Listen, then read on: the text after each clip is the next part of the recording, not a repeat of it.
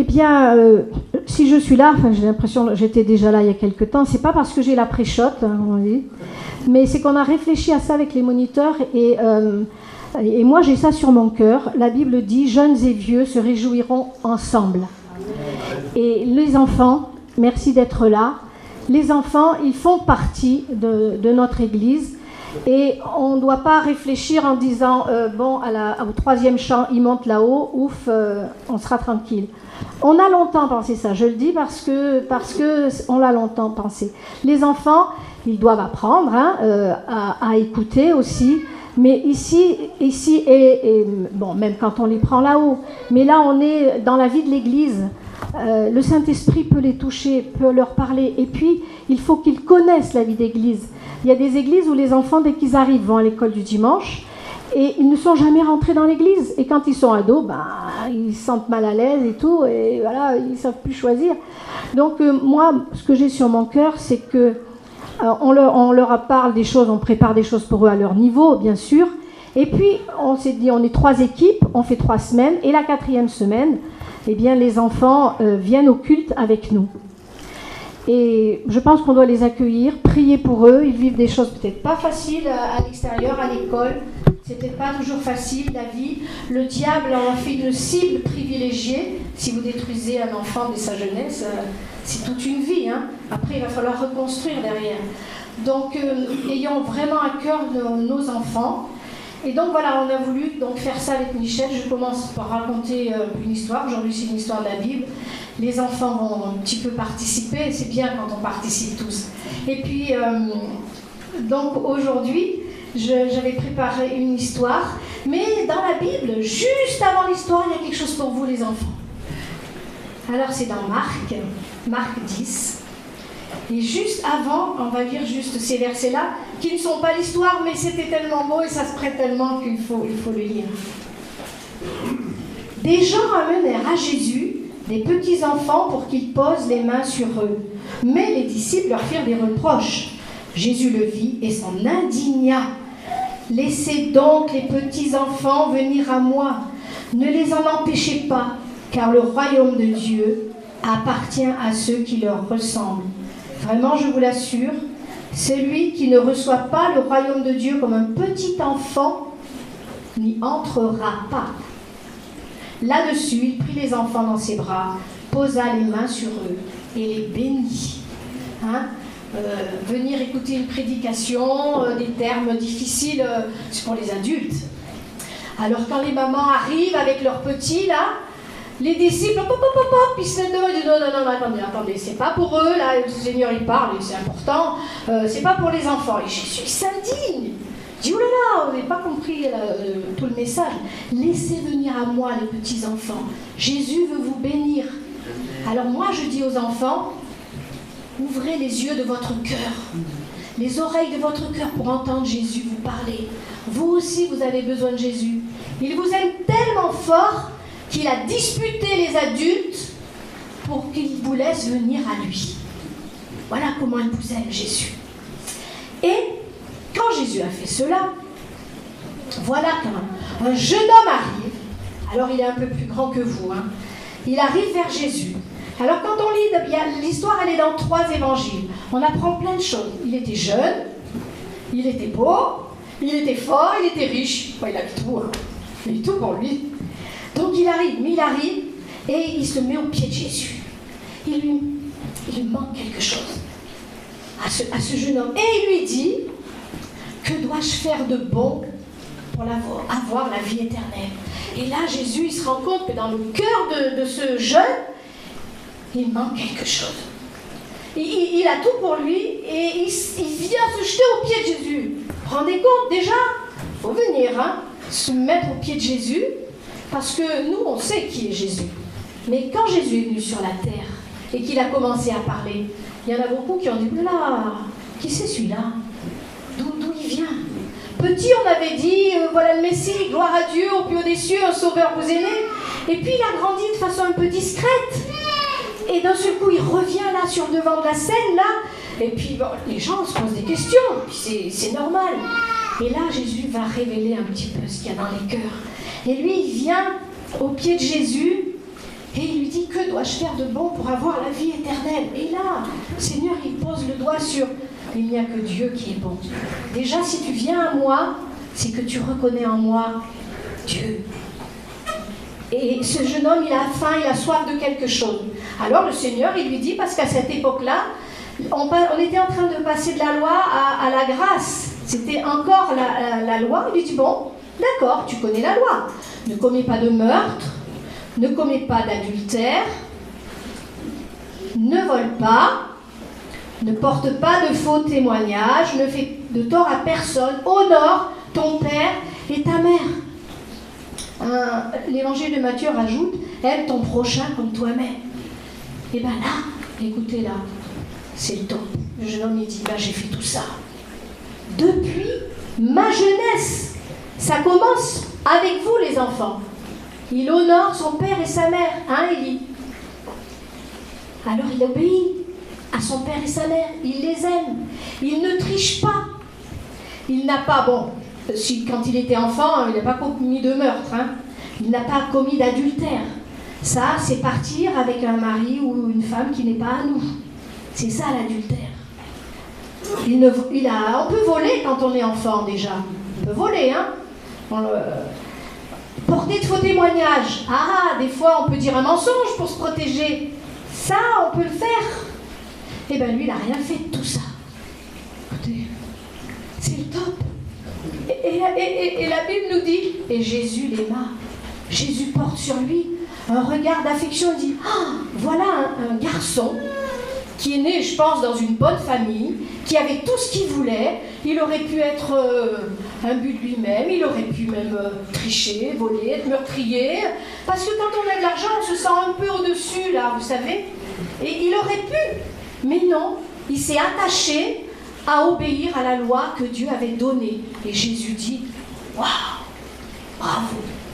Mais malgré tout, alors est-ce que ce jeune homme, il s'est dit, il a fait tout ça, il n'a pas menti, maintenant je passe l'examen, je vais voir Jésus, le grand maître, ça s'appelait un rabbi à l'époque, là au milieu des Juifs, c'est des rabbis, les maîtres, et Jésus va dire, mention excellent.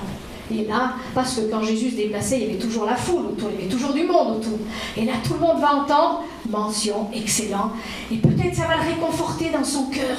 Il va dire, waouh, ça y est, moi j'ai fait tout ce qu'il faut. C'est bon pour moi. Mais Jésus, il sait que c'est pas ça. Le royaume de Dieu, c'est pas ça. Le royaume de Dieu, c'est plus que ça. Ça, c'est la loi, et le royaume de Dieu, c'est la grâce. Et Jésus, comme vous savez, on l'a chanté tout à l'heure, chanter des beaux chants, ça ne suffit pas. Pourquoi? Vous le percevez, ça? Chanter des beaux chants, ça ne suffit pas. On peut chanter, gloire à Dieu, on peut chanter, je t'apporte, je te donne mon cœur. Ça, c'est des paroles. Maintenant, le Seigneur, il va aller voir un peu plus bas.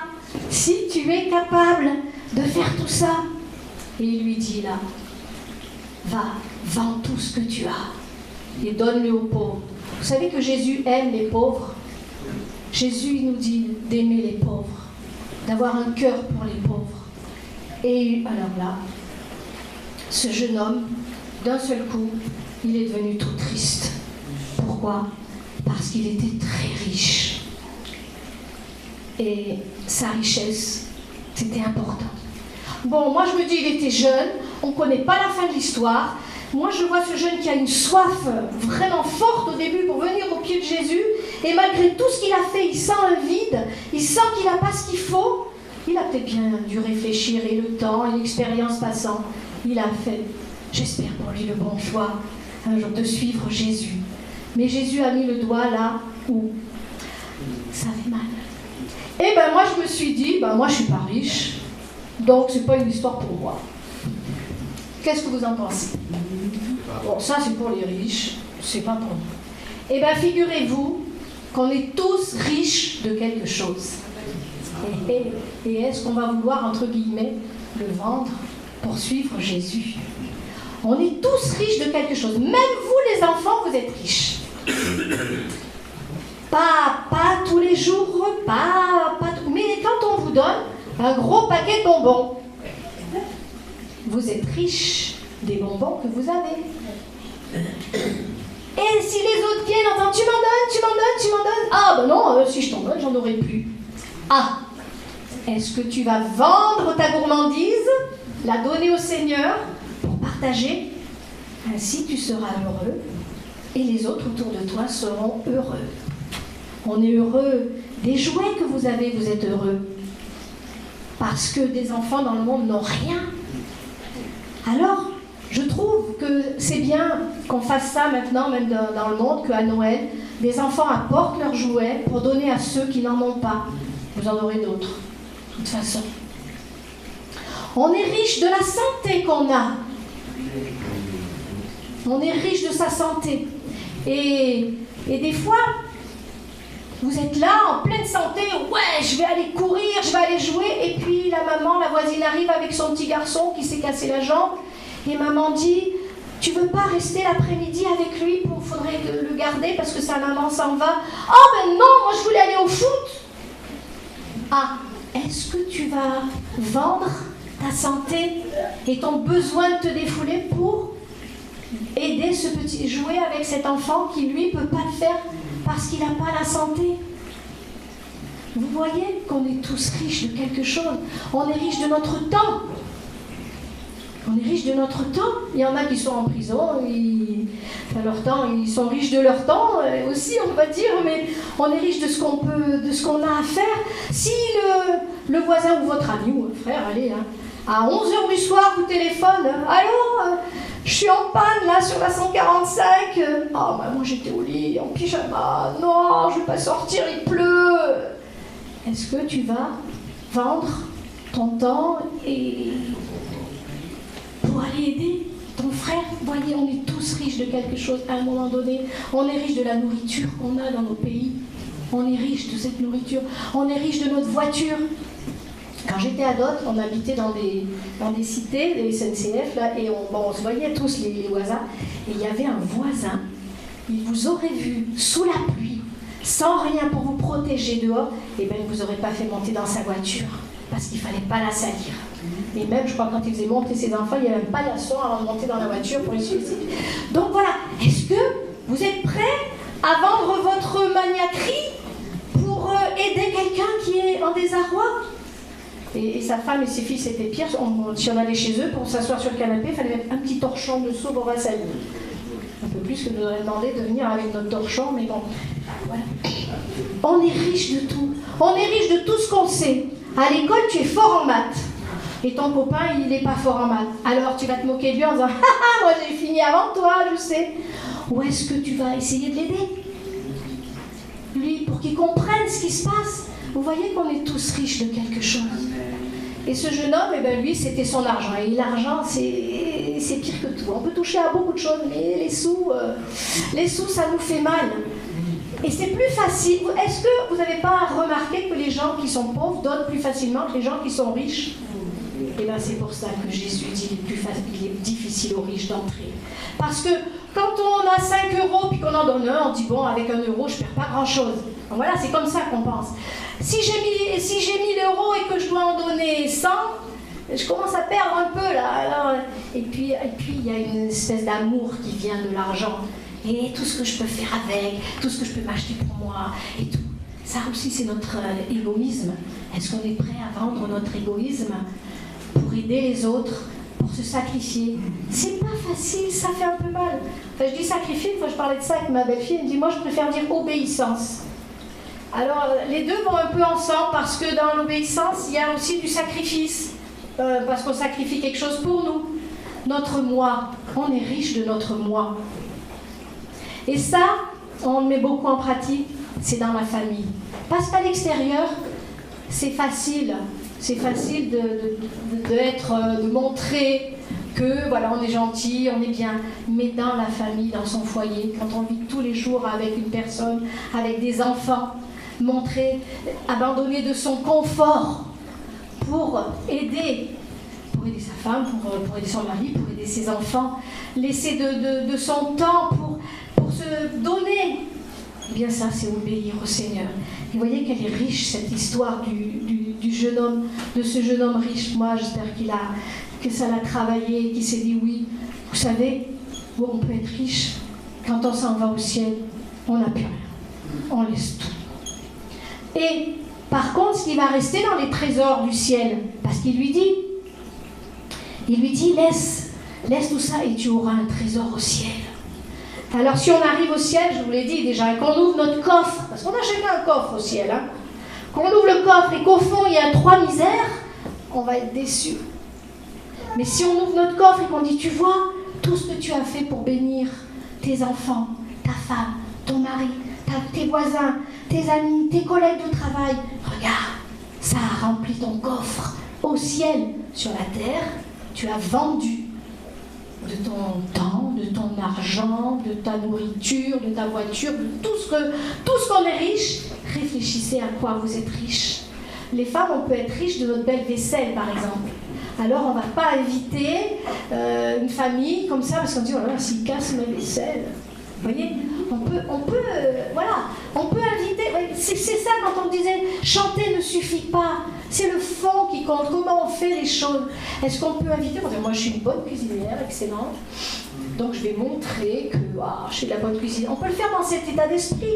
On peut le faire en disant, moi je vais honorer ceux qui viennent en leur faisant. Vous voyez, c'est différent. C'est pour ça que le Seigneur il regarde au cœur. Et c'est pour ça qu'à ce jeune homme qui était riche, il a mis le doigt sur ce qui l'empêchait de marcher avec Jésus. Le royaume de Dieu, on pourrait dire, Seigneur, il nous dit, ne commets pas d'adultère, ne vole pas, ne triche pas, et tout, c'est ce qu'on dit. C'est le minimum vital. Mais le royaume de Dieu, c'est plus que ça. C'est plus que ça. Et c'est ce que Jésus veut nous apprendre. Et c'est fantastique. Et c'est là que j'ai dit aux enfants, et là Jésus le dit, quand on faisait de la couture, et il y a le chat de l'aiguille, genre je leur ai appris ce que c'était le chat de l'aiguille, le petit trou dans lequel on passe le fil. Jésus dit qu'il est plus difficile à un chameau de passer dans le chat d'une aiguille. Mais c'est aussi une petite porte qu'il y avait sur la muraille, où il fallait, les chameaux pouvaient à peine passer. Mais bon, moi ça m'a permis, en faisant de la couture, d'expliquer cette histoire aux enfants. Donc c'est difficile, parce que c'est difficile de lâcher ce qui nous est cher. Que ce soit l'argent, que ce soit notre temps, que ce soit notre voiture, enfin, c'est difficile. Et on doit dire, Seigneur, des fois on a des plans, moi aujourd'hui, jour de repos, je fais rien, combien de fois je l'ai dit, je fais rien, et hop, le téléphone sonne. Oui, c'est ma mère, il faudrait, bon ok, j'arrive. Voilà, et on peut le faire en grognant,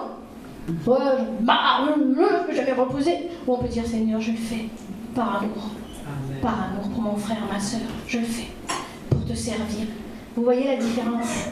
Le Seigneur est grand, le Seigneur est bon. Voilà. Est-ce qu'on est prêt à vendre de notre... C'est du confort, moi je me dis souvent, et de l'égoïsme.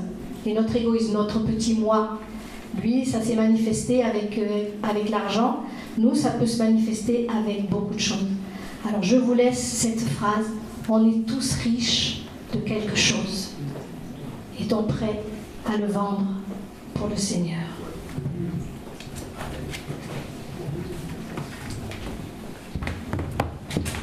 Merci Marie-Hélène. On va aller un peu plus loin. Comme dirait quelqu'un, enfoncer le clou. Alors, je pense que les choses se complètent bien. J'avais des choses sur mon cœur. Et c'était simplement pour pouvoir accentuer en fait la définition de notre foi, notre amour pour Dieu, et quelque chose qui m'a parlé dans la parole, et que je vais maintenant partager avec vous. Finalement, c'est dans le même état d'esprit. Ça nous amène à savoir jusqu'où on peut laisser la place au Seigneur, à sa parole et à sa volonté.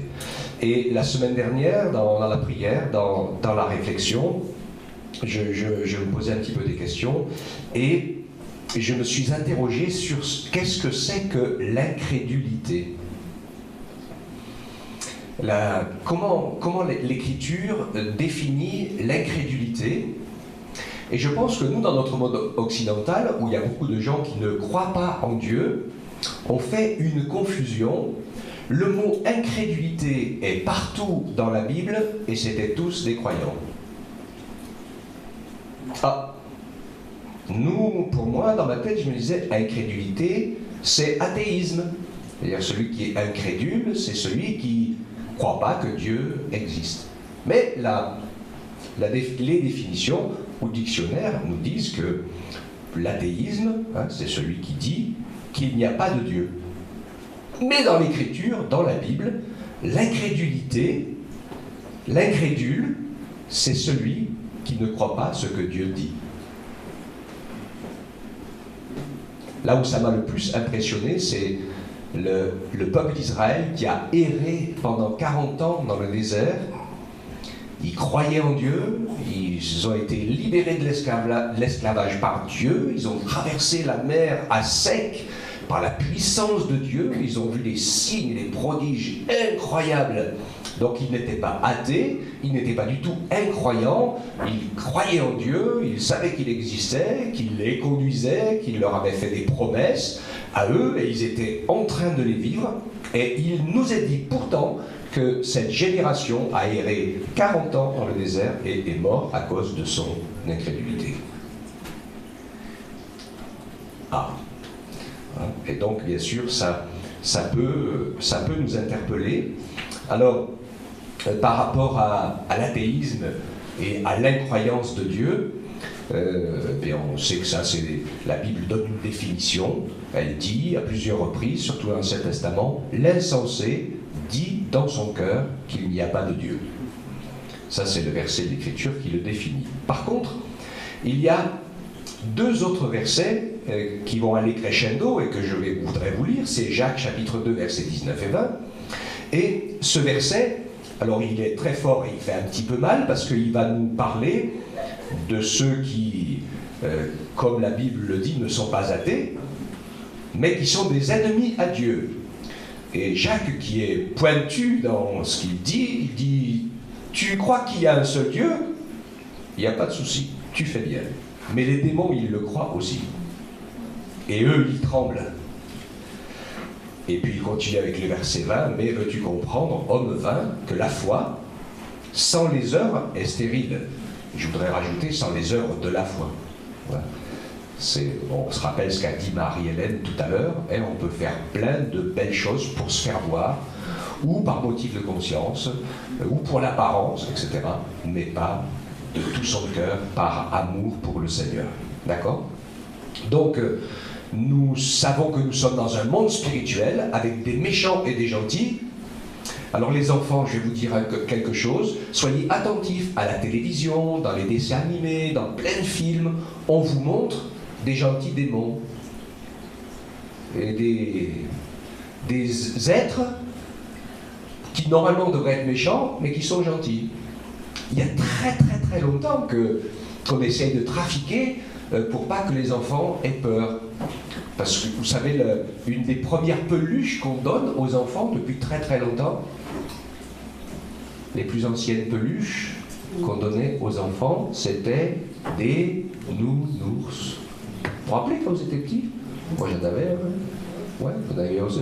C'était l'idée. Dans la Bible, l'ours, c'est l'animal méchant par excellence. Le plus dangereux qui soit, le plus imprévisible. Et qui symbolise vraiment l'action de ceux qui sont méchants et mauvais dans leur cœur et qui veulent faire du mal. Si jamais vous tombiez entre les mains d'un ours, je ne vous promets pas de vous en sortir. D'accord? Alors, voilà pour ceux qui sont ennemis du plan de Dieu. Après, je pense à l'essentiel, chercher la volonté de Dieu, chercher le plan de Dieu. 2 Timothée, chapitre 3, verset 4. Il parle de plusieurs choses qui sont des réalités du monde actuel. Il parle du cœur des gens qui sont traîtres. Alors on va se dire, oh peut-être que je ne le suis pas. Emporté. Qu'est-ce que ça veut dire, emporté? Oui, j'en ai marre de toi! Ça réveille, hein? Même celle qui dormait. Et il y a des gens, ils s'emportent. Tu les maîtrises plus. Il y en a qui vont même frapper quelqu'un. Tellement que la colère passe par-dessus. Après, ils vont avoir tous les regrets du monde, hein, mais emporté. Deuxième élément, enflé d'orgueil. Ça, c'est dangereux, hein, et il faut qu'on y fasse attention. Et j'ai un peu tendance des fois. Ah, je sais tout, je sais tout. On croit qu'on sait tout. Hein. Alors, bon, ça c'est des éléments où on a besoin de l'aide du Saint-Esprit pour être attentif, parce que Dieu résiste aux orgueilleux. Mais il fait grâce aux humbles. D'accord? Et la clé de ce que je veux vous dire, hein, par rapport à l'incrédulité, c'est aimant le plaisir plus que Dieu. Aujourd'hui même, on est capable de prier pour pouvoir jouir d'une vie facile et sans aucun problème, et pour que tout se passe bien. Dieu aide-moi pour que j'ai une vie, comment tu disais tout à l'heure, Marie-Hélène, jeune, riche, beau et en bonne santé. C'est ça, hein? C'est mieux que tout le contraire. Ok? Est-ce que c'est ça la priorité de ma prière? On a une petite tendance, moi je l'ai, un peu cette prière au fond de moi, hein, parce que personne n'aime pauvre, malade, vieux et mal portant, etc. Hein, okay. Donc on a tous cette petite tendance, mais en fait quand même c'est la prière modèle que Jésus nous donne, c'est que ta volonté soit faite. Je rajoute un peu, pas la mienne. Hein. C'est quoi ta volonté, Seigneur? En fait, c'est ça la bonne, aimant le plaisir plus que Dieu. Nous sommes dans le monde occidental, hein, c'est le monde comme ça. Faire passer sa propre volonté avant celle de Dieu, c'est une des définitions précises de l'incrédulité. C'est un côté de l'incrédulité. Pourquoi? J'ai bien aimé les chants de ce matin et les prières de ce matin, et Yann, c'était intéressant, parce que Dieu est Dieu, il est le Tout-Puissant. Est-ce que vous pouvez essayer de vous imaginer qu'il apparaisse tout d'un coup, là, au milieu de nous? Et vous savez quel effet ça fait? On se retrouverait tous par terre, à plat ventre, en train de moitié fondre comme un limaçon sur une pierre chaude. Hein? Moi, je me rappelle, c'est l'effet que ça m'a fait quand, par sa grâce, le Seigneur m'a fait vivre une expérience incroyable dans la nuit, où j'ai eu l'impression qu'il venait me chercher. Et au début, quand sa présence et sa main a commencé à remplir, je me suis senti écrasé. Je pensais à Jean, vous savez, quand il dit, ou à Ézéchiel dans les prophètes, ou Daniel, il disait quand la présence de Dieu s'approche, tu as l'impression que tu vas mourir. C'est impossible de vivre. Hein? Et puis tout d'un coup, la présence du Seigneur est rentrée pour me transformer. C'est ce qu'on appelle la glorification. Hein? Et je suis parti comme une fusée. J'ai fait un tel décollage de mon lit que j'ai failli en tomber tellement que ça m'a réveillé instantanément. Bon, j'étais toujours dans mon lit. Mais j'ai dit merci Seigneur parce que j'ai compris comment ça allait se passer. Mais ce qui est vrai, c'est que c'est une fraction indivisible du temps. Hein, c'est instantané, tu n'as pas le temps de se préparer. Hein. Quand ça arrive, il faut être prêt. Après, on peut être super croyant, super religieux, faire plein de grandes choses, et pourtant être dans l'incrédulité. Paul le dit, 1 Timothée 1,13, « Moi qui étais auparavant, Saul de Tarse, religieux, instruit dans la loi, etc., j'étais un blasphémateur, un persécuteur, un homme violent, mais j'ai obtenu miséricorde parce que j'agissais par ignorance et dans l'incrédulité. » Et pourtant, lui, il était sûr, archi convaincu, qu'il faisait la volonté de Dieu et qu'il était le défenseur de la religion de ses pères. Mais dans tout ça, défendre la religion de ses pères, c'est passer par-dessus. Et il y a beaucoup de gens aujourd'hui qui ont le même problème avec la religion. Ils ont peur de quitter, ils ont peur de changer, ils ont peur. On leur fait peur d'ailleurs. Hein. Je pensais à ça il n'y a pas très longtemps, parce qu'il y a beaucoup de religions qui se sont imposées par la force. Vous savez, quand une religion n'a plus que la force et l'obligation pour s'imposer, c'est qu'il n'y a plus de vie dedans. Jésus, par son Esprit Saint, il ne craint personne. Il y a des milliers de gens qui viennent à lui sur la terre entière, de n'importe quelle religion et de n'importe quel horizon, parce que la religion ne peut pas remplir le cœur de l'homme. Et donc, Saul de Tarse, il s'appelait comme ça à l'époque, hein, jusqu'à ce que le Seigneur l'arrête et se révèle à lui, et qu'il se rende compte en fait qu'il était en train de défendre une religion d'hommes. Et qu'à cause de cela, il avait cultivé l'orgueil, la haine dans son cœur, la méchanceté, etc. Et pas l'amour. Notre Dieu est un Dieu d'amour, de miséricorde et de pardon. Amen. Hébreux 3,19, je vous l'ai dit tout à l'heure, nous voyons que le peuple d'Israël ne purent pas entrer dans le pays promis de Canaan à cause de leur incrédulité. Et un dernier point qui nous met à aller en marche vers la crédulité, vers la foi. On va passer de l'incrédulité à la foi, c'est Marc 9, 24.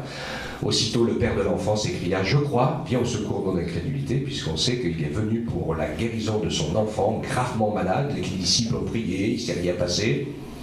Il s'est dit « Oh, ça ne marche pas ». Hein? Je l'emmène aux disciples, ils ne peuvent pas le guérir, ça ne marche pas. Et Jésus a mis le doigt sur quelque chose. Hein? Il a mis le doigt sur le partage de la foi, de crier à Dieu, on n'est pas là comme des consommateurs qui allons voir quelqu'un pour qu'il nous donne des solutions. Dieu nous appelle à y mettre notre cœur, notre pensée, à nous y engager, que lui aussi puisse prier et chercher. Et le Seigneur a donc pu intervenir, parce que c'est sûr que nous n'avons peut-être pas forcément une très grande foi, mais ce qui est important pour nous, en fait, c'est de décider de croire le Seigneur, de décider de croire sa parole, décider et comprendre que sa volonté est super importante. Hein, tout à l'heure, Marie-Hélène parlait des parents qui font des choses pour leurs enfants, de les nourrir, de les habiller, de les occuper, de trouver des choses intéressantes. Et moi, dans ma petite tête, je me disais, et vous, les enfants, est-ce que vous faites quelque chose pour votre maison, pour vos parents? Oui. Est-ce que vous faites le ménage? Est-ce que vous faites la vaisselle? Est-ce que vous rangez votre chambre? Ranger sa chambre et ses affaires, c'est le minimum, hein, Et puis, est-ce que vous vous aidez un peu les uns les autres? Parfois, c'est intéressant ce que je dis, parce qu'on attend toujours que les grands fassent tout pour nous. Hein, on a besoin que tout le monde y mette du sien. C'est comme pour la famille de l'Église, c'est comme pour le ménage de l'Église. Elle a rajouté un petit mot que ceux qui ne sont pas inscrits, c'est ce que je lui ai dit, elle a rajouté ceux qui veulent. Ça, je ne l'ai pas dit. J'ai pas dit ceux qui veulent, j'ai juste parlé de ceux qui ne sont pas inscrits, parce que Dieu veut qu'on puisse tous participer à son œuvre. Vous ne faites pas le ménage à la maison si vous voulez, ou la cuisine à la maison si vous voulez. Cette maison, c'est la mienne, c'est la vôtre. C'est notre maison. Hein. Donc on y est tous pour quelque chose, pour qu'elle avance. Ouais. Alors, 1 Jean, chapitre 4, verset 7 jusqu'au verset 21, je vous propose de faire maintenant ensemble cette lecture qui va nous ouvrir le cœur de Dieu et nous montrer dans quelle direction le Seigneur veut nous entraîner pour que nous puissions sortir de l'incrédulité, c'est-à-dire du fait « Oui, je crois que Dieu existe. Et tu crois que Dieu est grand? Ah oui, oui. Et tu crois que Dieu est tout-puissant, créateur des cieux et de la terre? Ah oui, oui. Et tu crois que Dieu va règne sur l'univers? Oui. Et tu crois que quand il reviendra et que l'éternité sera rétablie, c'est lui qui commandera tout, il sera le Seigneur des seigneurs, des seigneurs, des seigneurs, des rois? Ah oui, oui. Et tu t'entraînes pas un peu pour commencer à apprendre à faire sa volonté?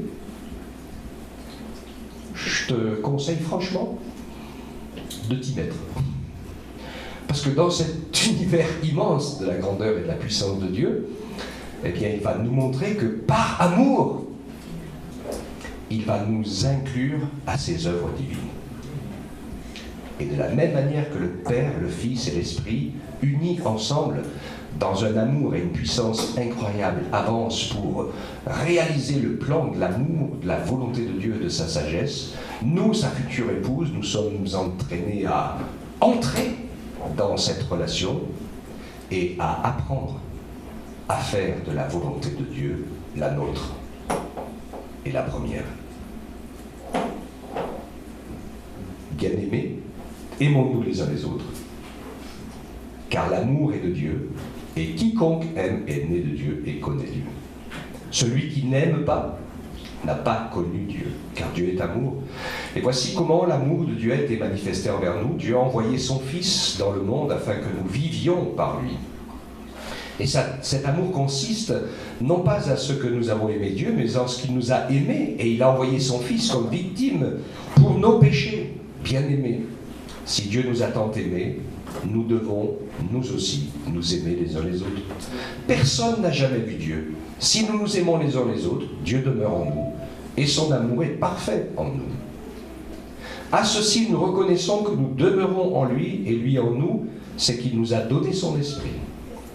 Et nous avons vu et nous témoignons que le Père a envoyé le Fils comme sauveur du monde. Celui qui confesse que Jésus est le Fils de Dieu, Dieu demeure en lui. Et nous avons connu l'amour que Dieu a pour nous et nous y avons cru. Dieu est amour, celui qui demeure dans l'amour demeure en Dieu et Dieu demeure en lui. Voici comment l'amour est parfait en nous, afin que nous ayons de l'assurance. Au jour du jugement, tel il est, tel nous sommes aussi dans ce monde. Il n'y a pas de crainte dans l'amour, mais l'amour parfait bannit la crainte. Car la crainte implique un châtiment. Celui qui craint n'est pas parfait dans l'amour. Pour nous, nous aimons parce que lui nous a aimés le premier. Si quelqu'un dit « j'aime Dieu » et qu'il haïsse son frère, c'est un menteur. Celui qui n'aime pas son frère qu'il voit ne peut aimer Dieu qu'il ne voit pas. Et nous avons de lui ce commandement, que celui qui aime Dieu aime aussi son frère. Amen. Alors je vais terminer en rappelant l'enseignement de Jésus. Marie-Hélène parlait tout à l'heure de la loi. Et donc un jour, un homme qui croyait dans le Seigneur et qui s'interrogeait beaucoup, s'est beaucoup interrogé, il est venu voir Jésus, il lui a posé la question, c'est quoi le plus grand commandement et de la loi? Et Jésus lui dit, c'est Matthieu 22, 36, 37 à 40, Jésus lui dit, tu aimeras le Seigneur ton Dieu de tout ton cœur, de toute ton âme, de toute ta pensée. C'est le premier commandement, et voici le second qui lui est semblable, tu aimeras ton prochain comme toi-même. De ces deux commandements dépendent toute la loi et les prophètes.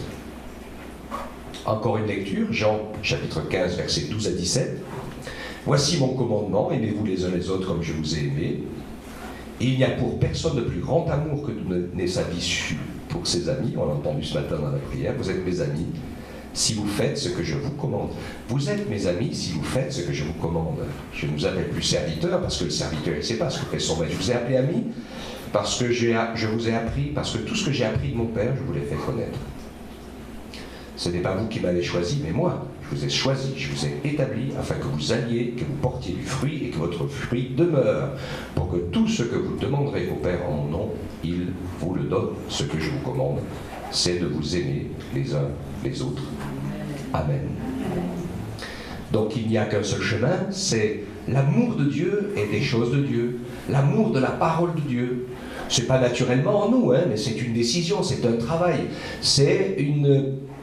Je vais dire, c'est pour commencer, avant d'être puissamment aidé et inspiré par le Saint-Esprit, pour commencer, c'est une réalité toute simple. Si Dieu est vraiment la personne que je crois qu'il soit, alors je ne peux pas faire autrement que de me donner tout entier à lui, ce qu'il lit dans mon cœur, et je ne peux pas le tromper. S'il a la sagesse parfaite, la connaissance parfaite, qu'il m'a créé, qu'il me connaît mieux que moi-même, tu peux lui faire confiance. Demande-lui ce que tu dois faire, demande-lui qu'il te conduise, tu verras. Moi, je l'ai expérimenté, vous aussi. À chaque fois qu'on suit le chemin que le Seigneur nous a tracé, c'est une réussite. Et c'est une bénédiction. Et à chaque fois que je suis mon propre chemin, je finis dans la forêt ou dans un marécage. Ok ? Et ça, c'est vraiment le cheminement pour pouvoir sortir de l'incrédulité. Et puis, c'est ce que je voulais dire ce matin, ne nous laissons pas en disant, ne nous satisfaisons pas en disant, mais je crois en Dieu et j'aime Dieu. Non, le Seigneur nous, tu crois en moi, eh bien, apprends à m'aimer, apprends à me suivre, apprends à aimer ton frère, ta sœur. Et quand notre frère Arnaud prêchait la semaine dernière sur une parole tout à fait particulière, ça parler et rappeler à l'esprit cette parole de l'Apocalypse sur la tiédeur. Vous vous rappelez, hein? Puisses-tu être froid ou bouillant, je connais tes heures, tu n'es ni froid ni bouillant. Puisses-tu être froid ou bouillant, eh bien, si parce que tu es tiède, que tu n'es ni froid ni bouillant, je te vomirai de ma bouche. Hein?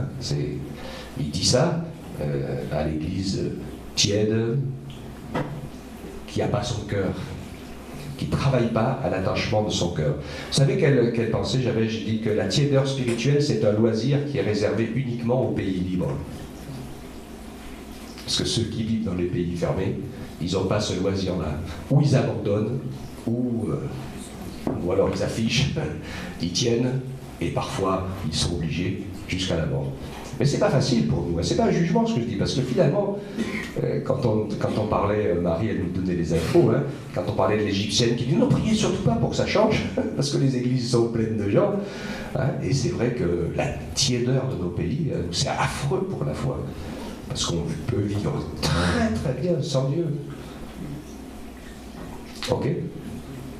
Alors nous, notre défi, en tant qu'enfants de Dieu, dans un pays où on peut vivre très très bien sans Dieu, alors on peut vivre comme des incrédules qui croient en Dieu, alors on peut faire deux choses. C'est faire de la priorité des priorités. Seigneur, je veux que ma vie serve à l'accomplissement de ta volonté. Et je vais le faire en bénissant les autres, en apprenant à aimer mon frère et ma soeur, en prenant soin, et les enfants ou les parents prenez soin des enfants, les enfants prenez soin des parents, prenez soin des frères et sœurs, faites quelque chose par amour pour le Seigneur, qui n'est pas naturel, parce que le naturel, on ne fait que profiter les uns des autres. Ça, c'est l'incrédulité.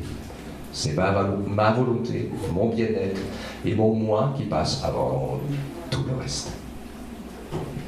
Après tout, hein, mes frères, mes sœurs, mes amis, on n'a rien à nous sur cette terre. On n'est que passagers et voyageurs. Et si on réalise qu'on est accompagné de l'amour de Dieu, qui est d'une puissance incroyable, son pardon, sa miséricorde, entraîné par son amour, eh bien on va vivre des choses toutes simples, toutes belles, et on verra, et on vivra, et on va voir comment le Seigneur va nous utiliser par des fois des choses. Il n'y a pas besoin d'aller décrocher la lune, mais nous pouvons, sans parfois nous en rendre compte, devenir de véritables instruments de bénédiction, devenir un rayon de soleil, une parole de Dieu, une joie, une vie, une liberté, un secours, l'exaucement d'une prière de quelqu'un. Parce qu'on est là, avec les yeux ouverts sur Dieu et sur l'autre, avant d'être ouverts sur soi. Amen. Alors ne repartons pas tout tristes comme le jeune homme riche, qui ne pense qu'à lui. Mais, et je vais dire ça en terminant, on a tous des richesses. Dieu qui nous aime, eh bien si tu as une richesse dans ta vie, si tu as quelque chose dans ta vie qui te tient, qui est très très très très très très très important pour Dieu, eh bien le Seigneur, la première chose qu'il va dire, c'est donne-moi-le. Oh Seigneur, quand même. Pourquoi tu veux que je te donne ce que j'aime le plus? Alors t'inquiète pas, il n'en a pas besoin, il sait juste que c'est une chaîne pour toi. Que c'est un harpon qui est la seule chose capable de te ramener en arrière et de te faire tomber. C'est tout. Autrement, il a besoin de rien.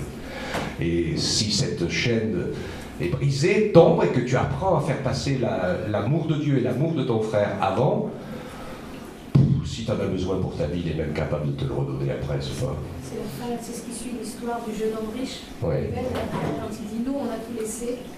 Et il dit, je vous donnerai en abondance tout ce que vous avez eu. Oui, les disciples, il dit, nous, on a tout laissé, on a tout abandonné, on a tout suivi, on a oublié tout, et le Seigneur lui donnerait, je vous donnerai des amis, de la famille, des maisons, des richesses, des terres, je vous donnerai tout en abondance, ça, c'est pas grave.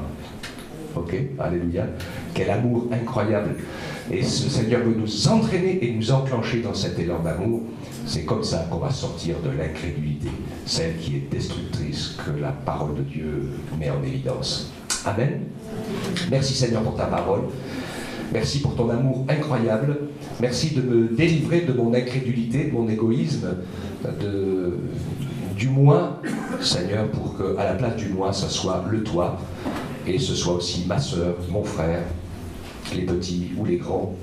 Merci de nous permettre de nous laisser envahir par les œuvres de ton amour, Seigneur.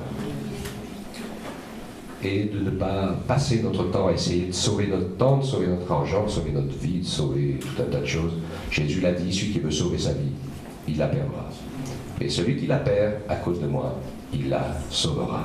Merci Seigneur Jésus pour ton salut, ton pardon, ta grâce, ta délivrance. Et je te prie pour que des enfants aux adultes, tu mettes en nous cet esprit d'amour, de service, cet esprit de foi vivante qui nous entraîne dans des choses qu'on n'aurait pas faites normalement, mais que toi tu nous donnes de faire pour bénir les autres.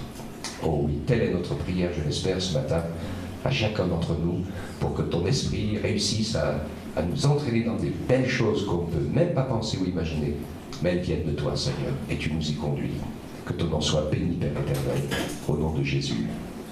Amen. Amen.